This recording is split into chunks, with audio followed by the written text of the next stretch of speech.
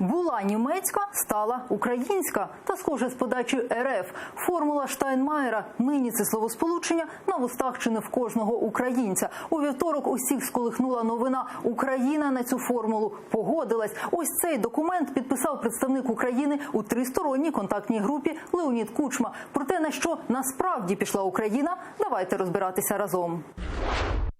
Основне, Україна погодилась на місцеві вибори на окупованих територіях, а далі особливий статус ОРДЛО, коли ОБСЄ напише, що ці вибори були демократичні. Увага, в цілому. Власне, це як? Нікого не вбили, то все пройшло окей? І ще, вердикт даватиме саме та ОБСЄ, що фінансується з Росії та впритул не бачить російських військ на Донбасі. Так, зрада чи перемога? Ця трендова вже формула. Президент Володимир Зеленський у день підписання журналістам заявив, вибори в ОРДЛО будуть лише після деокупації регіонів. І коли там не буде жодних військових, а ще анонсував чергове розведення військ. Сам закон про особливий статус Донбасу нардепи ще мають написати. І, в принципі, усе. Під дулом кулеметів не буде і не може бути.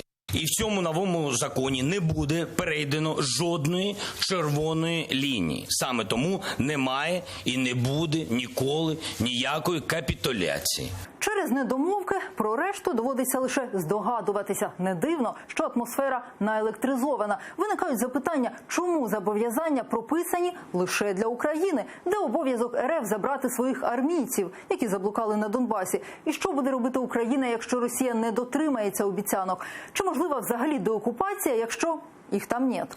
Коли країна отримає контроль над державним кордоном, до чи після виборів? І ще. Раніше Україна наполягала, вибори в ОРДЛО будуть можливими лише після роззброєння бандформувань та виведення російських військ. Хіба українська армія має теж піти? Запитань поки більше, ніж відповідей. Усі ці запитання виникли в головах не лише пересічних українців. Депутати також голови ламати почали. Наступного дня після гучної заяви президент зустрівся зі своєю фракцією, щоб пояснитись. Слуги народу деталей не розповідають, та Зеленському, кажуть, вірять як собі. Зради нема. І що цікаво, формулу Штайнмаєра підтримали в ОПЗЖ. Що це? Зрада? Чи може нова коаліція? Цікаво. Чи не так? Це надія на те, що дорога до миру розблокована, і Україна почала рухатись саме в тому напрямку.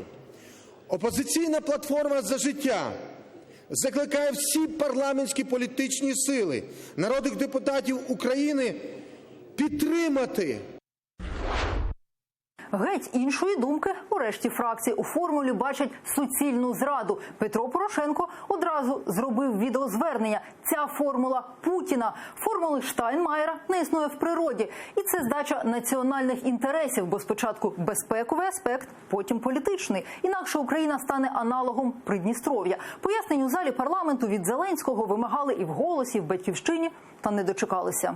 Підписання зазначеної формули російського походження, формули Путіна, де-факто означає послаблення або навіть і зняття санкцій проти Російської Федерації, легітимізації російської окупації окупованого Донбасу, легітимізації незаконного референдуму Криму і незаконної анексії Криму. Якщо пройде формула Штайнмаєра, і якщо вони там будуть голосувати пушками і будуть голосувати без народу і без України, то тоді це буде не Придністров'я, це буде повернута, по суті, Придністров'я в склад України. Що буде з українським кордоном на Донбасі? Хто і як буде його контролювати під час виборів? Тому що вибори без повним нашим контролем над нашим кордоном – це не вибори, а профанація. І тут Україна вибухає. Третій день поспіль не вщухають протести на Майдані, під Офісом президента та під Радою. Вимога – ні капітуляції. Побоювання – після виборів в ОРДЛО відкриється скринька Пандори. Бойовики змінять камуфляж на краватки і розчиняться по усій Україні. Ба більше – дійдуть до парламента. Логіка зрозуміла – ключ від Верховної Ради буде в Кремлі.